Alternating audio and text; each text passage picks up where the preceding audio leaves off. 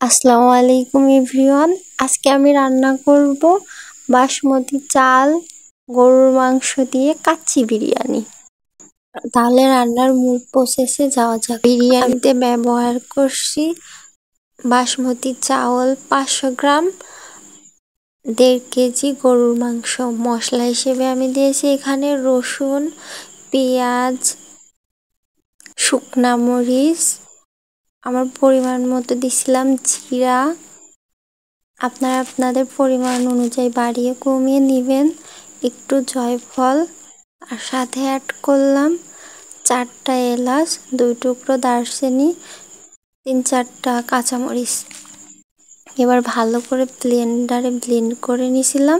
আপনারা চাইলে শিলপাটায় বেটে নিতে পারেন, টেস্ট আরও ভালো হবে।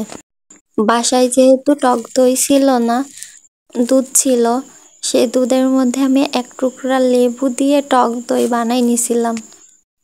যাই হোক, এটা আমার নিজের রেসিপি, আমার বানানো সেই বিখ্যাত টক দই দিয়া গরুর মাংস আজকে রান্না করব। আমি ভালোভাবে ধুয়ে নিছিলাম। এবার দিয়ে দিলাম ব্লেন্ড করে রাখা সেই মশলা।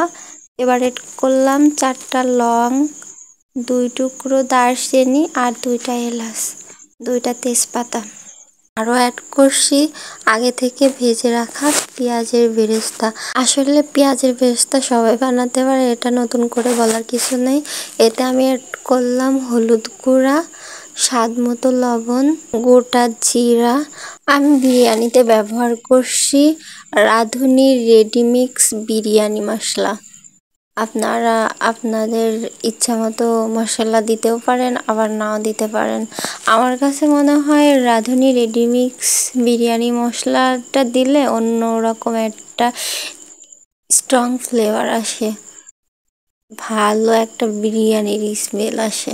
যাই হোক, সব মশলা দিয়ে আমি ভালোভাবে হাত দিয়ে মেখে নিছি। রেডি এবার রান্না করার জন্য আমার গরুর গোশ। আগে থেকে আমি গরম পানি করে রাখছিলাম মাংসর মধ্যে দেওয়ার জন্য, যেহেতু আমি মাংসটা শুধু সেদ্ধ করব। আলহামদুলিল্লাহ, আমার বিরিয়ানির মাংস রান্না শেষ। যেহেতু বিরিয়ানি রান্না করব আর আলু দিব না তা তো হয় না, বিরিয়ানির মূল আকর্ষণই আলু। আমি 5টা আলু নিয়েছিলাম, মাঝখান দিয়ে কেটে নিয়েছিলাম। এবার ভালোভাবে নেড়ে চেড়ে আলুগুলো ভেজে নিতে হবে। আমি যেহেতু ফুড কালার ব্যবহার করিনি, স্বাস্থ্যের কথা খেয়াল রেখে, যেহেতু বাচ্চা খাবে, আমি আলু কাটার পরে সামান্য হলুদ আর লবণ দিয়ে মাখায় রাখছিলাম। আলহামদুলিল্লাহ, আমার আলু ভাজা শেষ। আমি ব্যবহার করছি Fortune biryani special basmati rice. তো 500 গ্রাম চাউল নেব, এজন্য আগে থেকে মেপে নিয়েছিলাম এবং আমি ভিজায় রাখছিলাম প্রায় আধা ঘন্টা মতো। নর্মাল টেম্পারেচার পানি দিয়ে আমি চালটা ভিজাইছিলাম। অবশ্যই চালটারে ভালো মতো ধুতে হবে। আমি 3-4 বার ভালো মতো কষলিয়ে ধুয়ে নিয়েছিলাম। এবার চুলাতে গরম পানি বসাই দিয়েছিলাম।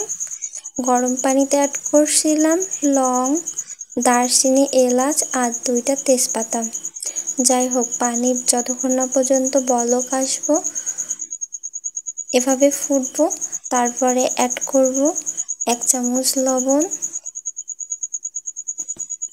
আমি এর সাথে অ্যাড করছি 1 টেবিল চামচ সয়াবিন তেল, যাতে হাঁড়িতে না লেগে যায়। চালটা 70% সিদ্ধ হয়েছে। যেহেতু আমি বিরিয়ানি রান্না করব, 38% কুক করব মাংস আর বিরিয়ানি সেট করার পর।